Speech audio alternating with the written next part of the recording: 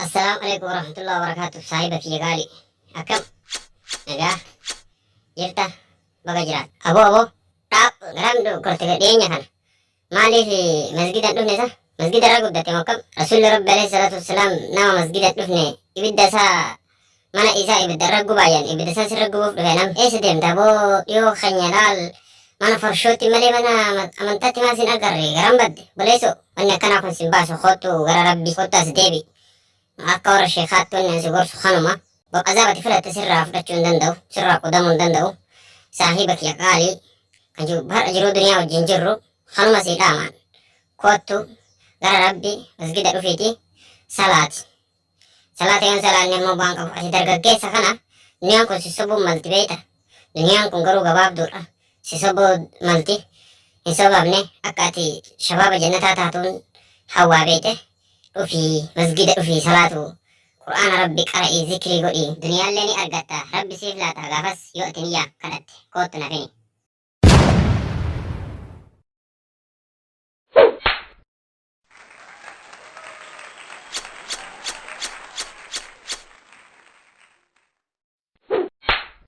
Haya ustaza keenya baga nagaha wal agarre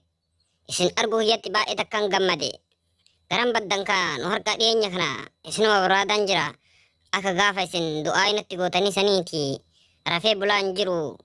salaatallee takka dhiisaan jiru qur'aanallee qara'aa jira rabbiin jazaa keessan isinii haa deebu du'aa isinii godhaa jira addada salaatuun. Fiikeeraa fudhachiisi yeroo tokko tokko. Aboo dhaabbadhume. أتنا ماسا أعوذ بالله من الشيطان الرجيم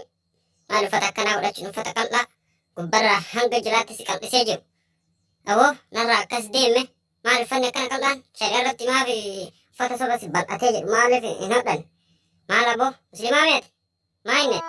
هذا هرين هي أفكار تقدي دونتي وانت كنا راتو بق جريت هرام ميكا سيغور سي بكان تاوت رفيس بكان بكنا كياف تاوت رفتين أفو ديمتا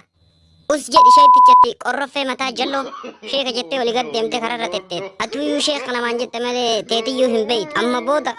natti dubbattee akkan karchallee si galchee sin hiisifnen wan jalanyaadha jedhe ishishee kolkolo sheeka jettee maqaa sheekaatiin walii gad deemte amma dura sheetichummaan jalloon akka keetii kun na gorsaa ture booda erga sanii isumaa deebi'ee mana farshootti erge isinni kijibda jechuudha.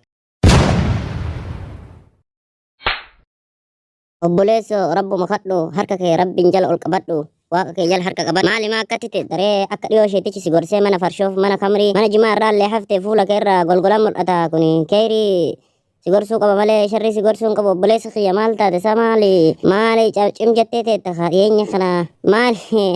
dhiisuun ni ulfaataami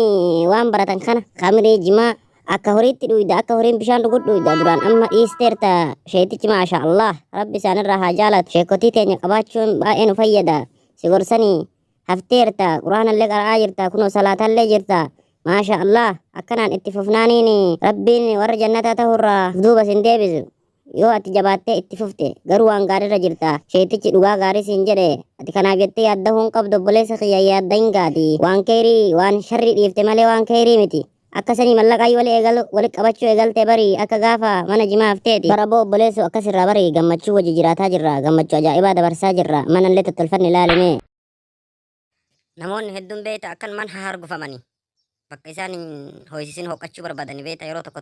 akkana laal akkanatti nama jajjabeessuun hiriyyaa gaarii qabaachuun beeta waa guddaadhaati jabaadhu obboleessa kiyya hiriyyaa kiyya abbaa kiyya akka waa hunda kiyyaatti silaala ani sanirra akka wani rakkoo ta'e beeta saahiba kiyya qaali ani hundaayyuu miti beete kan na rakkise guddaan